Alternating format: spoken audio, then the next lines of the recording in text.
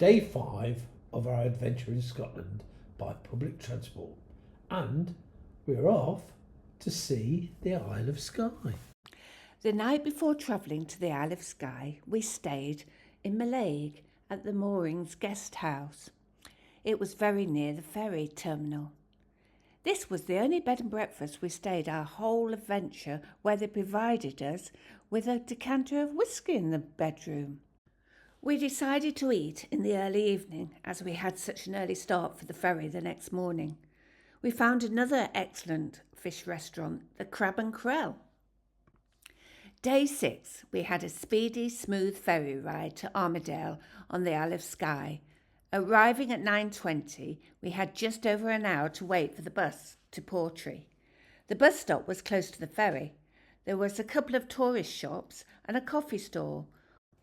While we waited, we had a bacon sandwich and a coffee for breakfast. We're a bit worried. The stagecoach drivers were on strike, but we later found it was only an airshow. The bus arrived promptly at 10:35 and off we went to Portree. We departed the bus at the square in Portree. The first thing we saw was a big heart. It was My Heart is in the Highlands. It's part of the island's heart trail. We took a quick look at the harbour and then decided to take a taxi to the bed and breakfast.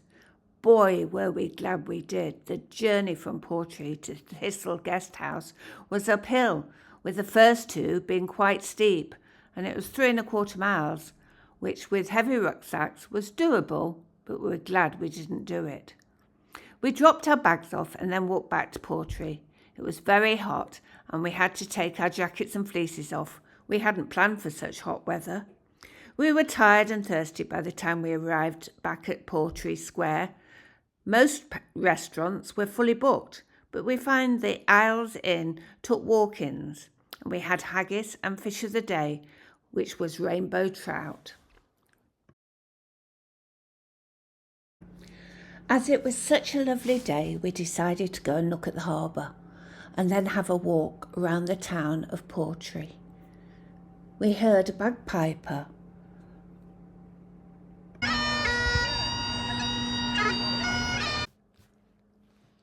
Day 7. We woke to rain. After a hearty breakfast, we decided to walk into Portree.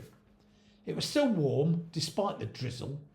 Arriving at Portree, bedraggled, we went for a coffee whilst we dried off. Then we headed to the harbour, where we had to make a decision. To take a boat out into the mist or wait for it to clear for later. We decided to take a boat out into the mist. As we left the harbour, it started to clear and the rain pretty much stopped. The guide headed the boat to where he knew the sea eagle was on the nest. It was reputed to have some chicks in there, but we never saw them. Anyway, as it sat on the nest, the guide threw a fish into the water, trying to tempt it away from its nest. But don't forget, it had been a rough night, and the poor thing was obviously feeling as bedraggled as we did earlier and decided it wasn't interested in a bit of food yet. So it stayed on the nest. We saw a volcanic plug called Duncanner. It's on the Isle of Racy. Then we sped across to where the captain knew we'd see some seals before heading back to Portree. It had been a good trip. The captain had ensured that we had seen some wildlife, so that we felt it had been worthwhile. We mentioned earlier we had to make a decision to go into the mist or wait till later. When we got back to the harbour after the boat had docked, we found the later boats were fully booked. We were lucky. We made the right decision. Yet again, we decided to get a sandwich meal from the local supermarket. We then went to the granary for lunch. We decided in Portree that we'd walk to the taxi rank. And if there was a taxi, we'd take it. And if there wasn't, we walked. Guess what? We walked. We found a new route that went through some wooded area and past some nice rivers. We did a lot of walking that day, but at least on the way back it wasn't raining. Day 8, and we're saying goodbye to the Isle of Skye. We were worried that the taxi, which we had booked back at home, wouldn't arrive. We had booked it 2 weeks previously and we had no certainty.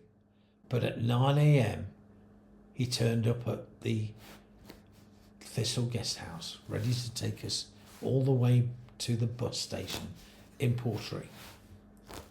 When we got to Portree, we weren't sure what bus we were going to catch, but there was one there and it seemed too early. But the taxi driver said, "Ha ha ha, I'll park in front of it, you can't go anywhere without you." We parked in front of the bus, as he said, and as we got out, the bus driver said, "Oh, are you going to Loch House?" We said, "Yeah, but we're booked on a later one." He said, "Don't worry, you can get on this one."